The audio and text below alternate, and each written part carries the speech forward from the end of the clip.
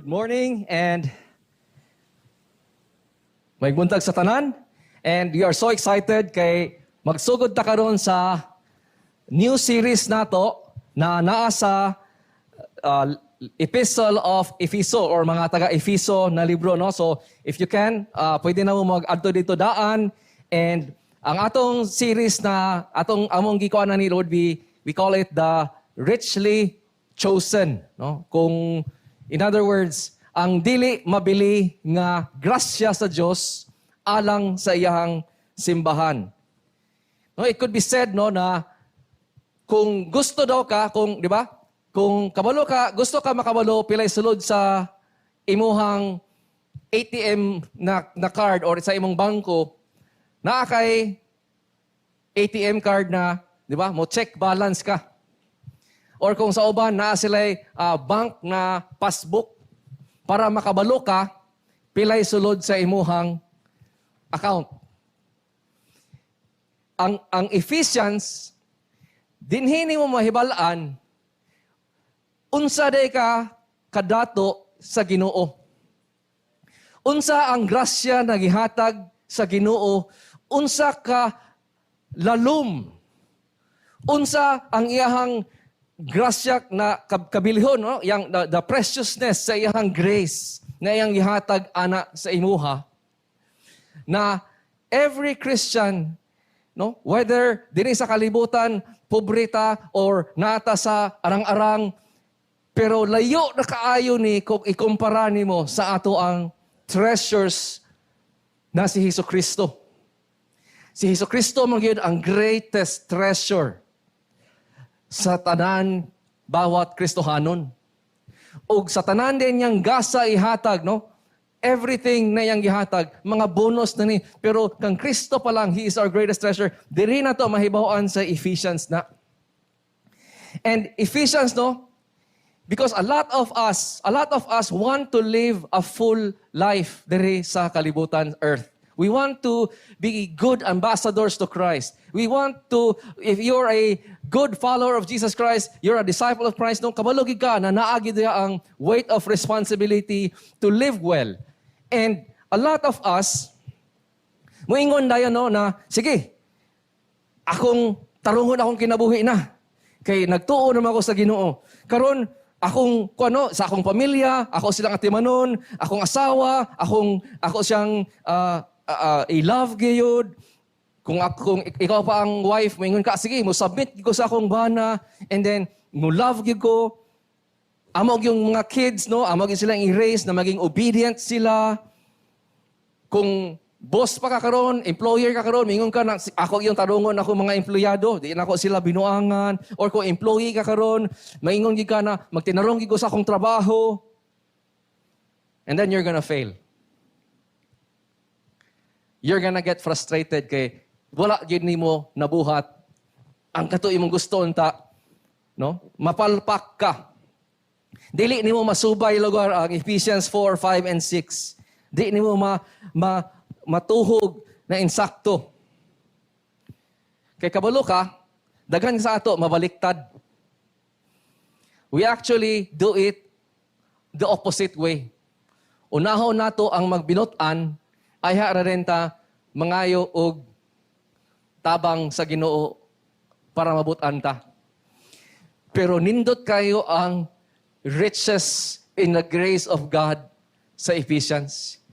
Kay gibaliktad sa Ginoo.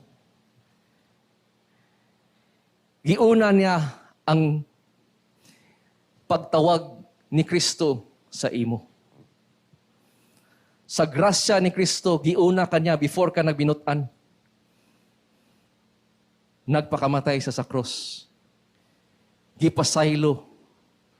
Nagibayran niya ang wages of sin, daan. And then gitawag kaniya.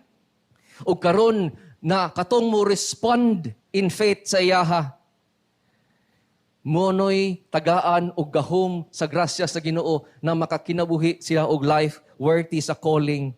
And finally, tabangan sa grasya sa Ginoo until the end sa atong kinabuhi.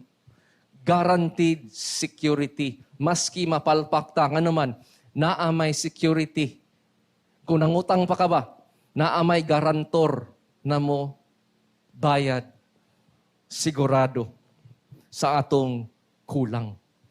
And that's why, nindot kayo ang journey sa Ephesians because it covers all of life. From kaminyuan nato, sa trabaho nato, sa pamilya nato, sa mga anak nato, or sa atong mga ginikanan, sa atong simbahan. Dili na atong simbahan, sa Ginoo man ni, appeal, no, how we should be as the church that would love God and the church that God loves. So we start with this series starting this Sunday, and Lord willing, maka-journey kita verse by verse until the end of it. So nagsugod siya ni, ako si Pablo, nga nahimong apostol ni Kristo Jesus, sumala sa kabubuton sa Dios. Nangumusta ako kaninyo, nga mga katauhan sa Dios, diha sa Episo, kamong mga matinumanon sa pagsunod kang Kristo Jesus. Hinaot nga madawat ninyo ang grasya ug kalinaw gikan sa Dios nga atong Amahan ug kang Ginoong Hesukristo. Magampo ta. Lord, salamat Lord sa kaning bag-o na adlaw na imong gihatag sa amua. Salamat Lord kay we are gathered here tungod sa imong grasya. Nakapaminaw mi Lord karon sa sugdanan sa Ephesians, and I pray O Lord na makita namo ang riches sa imong grace na imong gihatag sa amoa, na napaghawa namo diri Lord, puno kami sa imong pulong na naa sa among kasing-kasing, dili ka namo ni basta-basta lang ipalusot sa pikas dalunggan Lord, but amo kaning i-keep yun long in our heart, just like what Mary did when she listened to your words. And I pray Lord na imo na yung allow Lord na makita ang fruit, ang bunga ani sa among kinabuhi na mausab kami pinaagi sa imo ang pulong o gahom sa balaang Espiritu. In Jesus' name, Amen and Amen. You know, Ephesians, usan siya sa letter ni Paul na wala siya specific tao gi-address. Kay 29 years later, after Jesus went up to heaven, AD 33 man si Jesus, lugar ni Saka sa langit. At AD 62, just 29 years after, kani siya na letter, nikalat ni siya sa mga simbahan, ug wala na karon ang sa diha sa Efeso. Kay kani siya na letter, meant siya to be a circular letter, no? Sa tanan simbahan. So, grabe no? Niabot sa ato ani siya na letter, and this letter is meant for all churches. I could say even no na para sa ato no, ang kabubuton sa Ginoo na kaning Ephesians para ni sa tanan simbahan, dili lang sa usa ka simbahan like Corinth, like sa Corinthians, no, sa Romans, kani gyud is para gyud sa tanan. And nindot kay siya kay we are included lugar ani. And so sa sugod niingon siya no, ako si Pablo nga nahimong apostol ni Kristo Jesus, sumala sa kabubuton sa Dios. Unsa man ang kabubuton sa Dios na nahimo man si Apostle Pablo, si Pablo og isa ka apostol. Kani siya na kabubuton sa Dios no, mao ni siya ang kabubuton sa Dios na matuman niya ang ihang tanan katuyuan. Ang soberanong kabubuton sa Ginoo. Kung ingon pa sa Isaiah 46, hinumdumi usab ninyo ang akong gipanghimo sa unang panahon, kay ako lamang ang Dios ug wala nay lain nga sama nako. Sa sinugdanan pa lang gipadayag ko ang umaabot sukad pa kaniadto, giplano ko na kung unsa ang mahitabo. Ug mo ni no, matuman gayod ang akong mga plano. Himuon ko ang tanan kong gustong buhaton. So, ang kabubuton sa Dios na nahimong apostol si Pablo, mao ni siya, na matuman gayod ang tanan plano sa Ginoo, tanan. Walay usa na mapaltos. Mahimo gid niya tanan ang iyahang gustong buhaton. Now, relevant kay ni sa ato ang ugma. Kay unsa gali ugma? Eleksyon. No? Eleksyon, ugma. So, naay pangutana sa daghan kayo karon og ugma. Ngano man? Kung mauni na ang kabubuton sa Dios, matuman ang tanan niyang gusto buhaton. Ang iyahang tanang katuyuan. Ngano man na kung ugma pa lang daan, daghan man kay limbong mahitabo. Daghan man kay binuang mahitabo. Na di ba ingon man ang Ginoo, dili man ta ka dapat mamakak? Di ba sala man ta nang mag-murder? Di ba sala man ta nang make idols? Ngano sala man na, daghan kay sala ga kahitabo. Di ba? So, ang pangutana is, ngano man na dili man tanan nga kabubuton sa Dios alang sa mga tao na mabuhat nila ang maayo, ginasunod. Mura magginasalikway o murag sila panoon ang moasinso or mabutang sa mga pwesto. Ngano man na? Does it mean na tama na rin sa mga gamay, uban-uban? No? Like sa kinabuhi ni Apostol Pablo na matinuod na niya ang giingon sa Ginoo. Pero tanan man. Kung ingon pa nato, tagaan pa tamang ehemplo, no? Na dili tanan sa kabubuton sa Dios ang ginabuhat, no? Na ang kabubuton sa Dios na magbuhat tag maayo, dili ginabuhat kay mao kini ang kabubuton sa Dios. Unsay kabubuton sa Dios? Aron kung maghimo kamo og maayo. Ang kabubuton sa Dios sa usa ka Kristohanon, maghimo og maayo para walay maikasulti ang mga taong buang-buang nga wala pa makasabot sa kamatuoran. Pero kabalo pa lang ta, nandaghan man kay Kristohanon, ni apil man sa mga binuang-buang na buhat nga noon, wala gituman. O kung tanan pa nato sa Thessalonians, no, kabubuton sa Dios nga ang inyong kinabuhi hidlo. Walay sexual immorality. Pero kabalo man pud ta nanaaman pud ni. Unsa man ning kabubuton sa Dios na mabuhat niya tanan. Ang tanan niyang gusto masunod. You see, tomorrow is going to be ang atong ika-17 na eleksyon. No? O wala pa eleksyon sukad na hitabo sa Pilipinas na walay sala na hitabo. No? Tomorrow, o kung tanawan pa na ako sa GMA News, no, naanay 52 ka krimen na record nila ato pang January. Sugod pa lang sa tuig, naanay 50 kapin na krimen na related sa atong eleksyon. Padulong pa lang gali, o wala pa gali, naanay daghan ginabuhat na mga sala. And yet, we see, no, that ang kanisya, if I may, ang kabubuton sa Ginoo na masunod niya ang iyahang gusto, ang tanan niyang plano matuman. Kung moni ang mga kabubuton sa mga tao na magpakasala gid sila, ilang pilio ng sala, maski ang Kristohanon makasala. Ang kabubuton sa Ginoo para matuman niya ang iyahang gusto will have to be mas taas pa. Mas mulabaw pa kaysa kabubuton og plano og balak sa mga tao. And that's why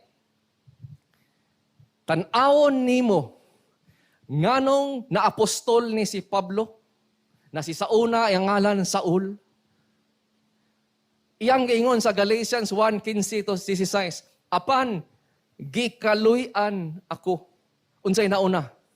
Ang pagtinarong ni Saul? Dili. Ang kaluoy o ang grasya sa Ginoo nauna.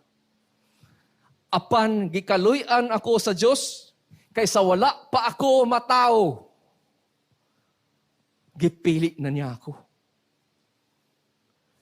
You mean to say na kung naglingkod ka karon og naminaw ka sa pulong sa Ginoo og di-respond ka sa iyahang pulong, nakasabot ka sa iyahang pulong, pareha ang imong iingon sa iya, Ginoo, sa atong Ginoo. Naglingkod ko dinhi sa Jikaf karon. Gikikaluy-an ko sa Ginoo. Kaysa wala pa ko na tao, gipili na niya ako. Muna ang giingon ni Pablo, ni Saul pa sa una, di ba? Na gipili niya akong daan. Meaning, ang kinabuhi, kung aha mo padulong ang kinabuhi ni Saul, gipili ni sa Ginoo. Gitawag na siya na mualagad kaniya. Karon naglingkod ka diri, Kristohanon ka, kay gitawag ka sa Ginoo una. Ang imuhang dalan, gipili na niya una o grasya kani. Kay kung gipasagdan kaniya, dito siguro ta nag-apil sa rally-rally. Kung unsa man to. You see, unsa pa man ang implikasyon ani? It means apil ang period sa kinabuhi ni Pablo na Saul pa siya. Unsa man ang iyang ikasulti sa iyang period siyang kinabuhi na Saul pa siya? Mo niyang iingon, kini akong isulti ninyo. Tinuod og angay gayud kanidawaton og tuhuan tanan. Si Kristo Jesus mianhi sa kalibutan aron pagluwas sa mga makasasala og sa akong sa iyang kaura sa unang kinabuhi, karaang kinabuhi na Saul pa siya. Nasayod ako nga ako ang labing makasasala sa tanan. The worst of sinners. Mauning kabubuton sa Diyos na mas mulabaw pa kaysa kabubuton sa tao. Naapil di ay iyahang gitugot katong mga adlaw na nasalaag ka, katong mga tuig na nagpabilin ka sa pita. Sa pagbalik-balik nimo sa suka sa imuhang sala. Apil kato. Unsa man ang makita nato sa kinabuhi ni Saul, sayon ra, walay imposible sa Ginoo. Walay imposible na dili niya maluwas na tao. Kay kung maluwas niya ang pinakalabaw na makasasala sa tanan, maluwas niya ang iyahang tanan gustong maluwas. So you see, ang soberanong kabubuton sa Diyos, matuman kayo na. Bisan pa ang mga tao musupak sa iyahang kabubuton. Busa, ugma no? Kung ingon pa, kung ang Kristohanon dapat dili mo masubo na mura siya para sa kalibutan na masubo, na walay pag-asa. Kita ugma, kumubutar ta, dapat mubutar ta, dili sama sa kalibutan na ang tao ang ilahang pag-asa, kung dili ang Ginoo. Na ang tanan kabubuton niya, matuman. Maski man sa sala na buhaton sa tao. Muingon pa sa Proverbs 19:21, no? Daghan man plano ang kitao, apan ang kabubuton sa Ginoo, maoy matuman. Kung ingon pa tong sa Salmo, I forgot the passage, pero ingon sa Salmo, ayaw ibutang imong pag-asa sa mga mudaog ugma. Ayaw ibutang imong pag-asa na mag-arang-arang na ang Pilipinas, na imong kinabuhi, imong asinso sa mga tao na imong butaran ugma. Kay dili na sila mao ang makapaluwas kanimo. So vote, kung kinsa man ang naa sa imong conscience, vote wisely. and trust always in the Lord. Na walay mabutang diha na wala sa iyahang kontrol. Soberano ang Ginoo maski sa mga sala sa tao. Matuman iyahang plano. Now, verse 2, mo shift ko og gear, kumbyada pa, in other words. O maakoy word sa mga atong love nato kayo na mga mommies. Mother's Day man, grabe. Anak ko, Lord, grabe timing duha ka buok. Atulo, no? Natay communion, natay election og Mother's Day pagyud karon. So, naay word for the mommies for today. The mommies that we love. Hinaot nga madawat ninyo ang grasya ug kalinaw gikan sa Dios nga atong amahan ug kang Ginoong Hesus-Kristo. No, ang imong i-underline dira no kay kanang grasya, hinaot nga madawat ninyo ang grasya ug kalinaw. Grasya ug kalinaw gikan sa Dios. Usa na siya sa greetings, usual greetings ni Pablo. Kung sa English pa, grace to you and peace from the Lord Jesus Christ. Sa una, naay mga greeting ang mga Romans, no? Mga Griego, I mean. Moingon sila og charin. No? Ang charin means hello, no? Hello or hi, no? It's something na charin, no? Kung gusto ka magpasikat lugar, oh, charin, no? Di ba? Hello na siya, hello sa una. Ang sa mga Hudiyo naman, naa sila'y shalom. No? Shalom. Sa peace na siya, so peace. So pero dili na siya pareha ani. Kay kung si Pablo pa, nagpauso siya, naghimo siya og Christianized greeting niya. Ang charin, dili pareha sa iyang giingon, grace to you. No. Ang grace to you is charis.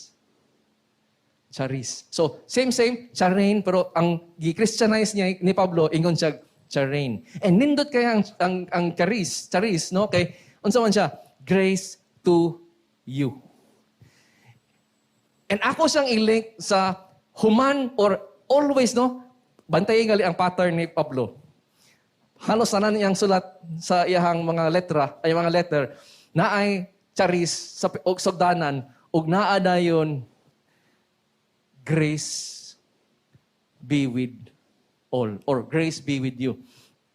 So magsugod siya sa grace to you, ug muundang siya, ug sige, panglakaw na tatanan, grace be with you. Kung musulod ka, naay grasya hatag sa inyo. Kung mulakaw na ka, naay grasya pabaon paglakaw ninyo.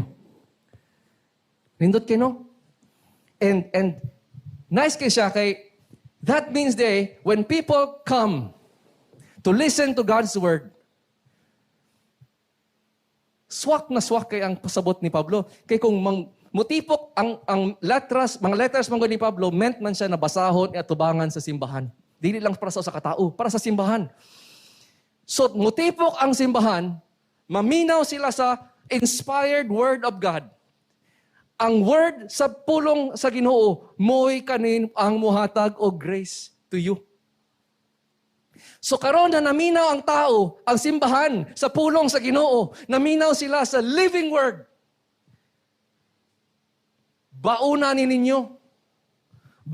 ninyo ang pulong sa Ginoo. Grace be with you as you go. So mothers, no? Kabaluta, being a mother is not easy. It's not easy. Kung right now sa season of life namo na naami gagmay na bata, makaingon ko mas hayahay ko kay as Dabana kay kang G. No? Because biologically, kung mumata ang baby o gusto og milk, wa man ko ikahatag, so dili ko kailangan mumata.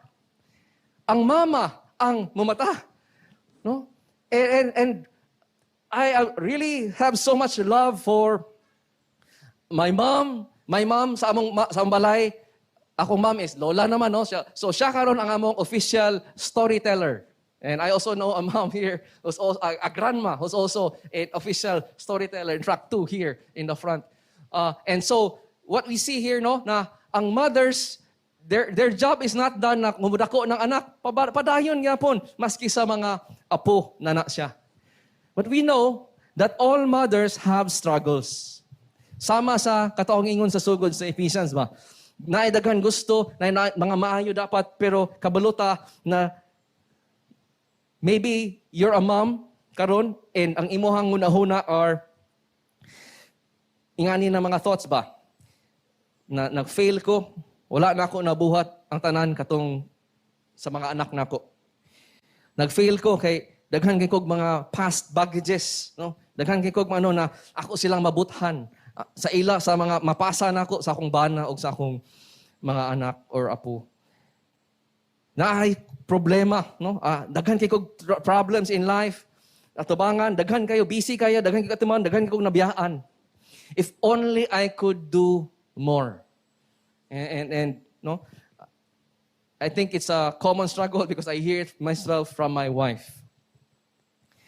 But here's an assuring word, no, from the Lord's word na mangingon, as you come, grace to you. And as you listen to His word and assurance of the word, may you go out from this place filled with the grace of God. As a mother, as a child, as a husband. And for the wives, nako'y para kay Mother's Day, no? For moms, nako'y to look at things specifically for you. Number 1, ang mga bata ninyo, mas kinahanglan na sila na dili ka perfect na inahan. Kung dili, inahan ka na naghigugma kang Jesus. Mas kailangan sa imong bata na you're a mom who loves Jesus kaysa perfect ka na mom. And that's an assurance for you. Kabaluman ka na dili ka perfect. Kabaluman ka na nasipyat na ka o masipyat pagyug ka. No? And so, motherhood will always be that mix. Joy, sadness, pain, and yet, you can rejoice, no? Because ang Ginoo, ang grasya sa Ginoo, anaa kanimo, soberano siya.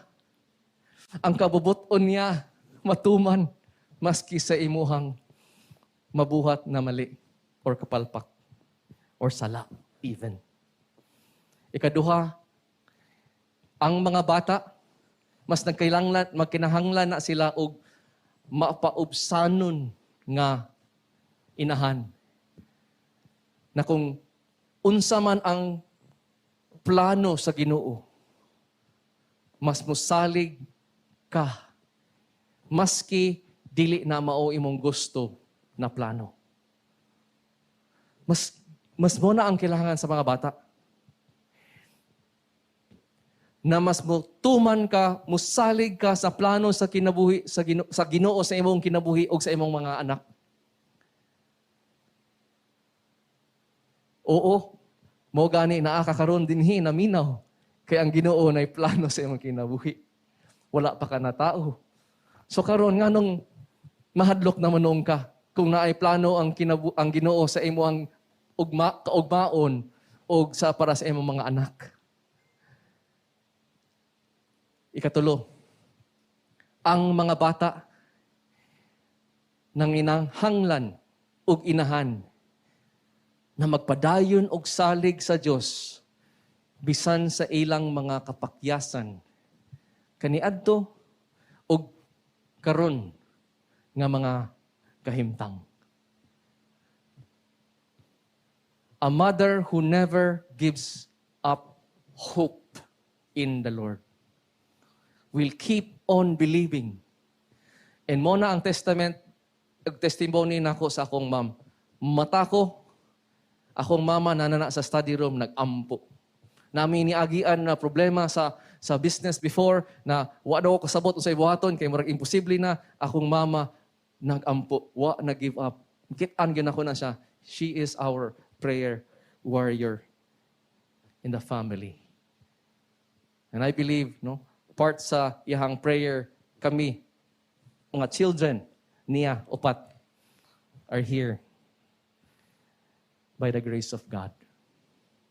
So mothers, despite your struggles, the hardship, may grace, the Word of God have given you grace today.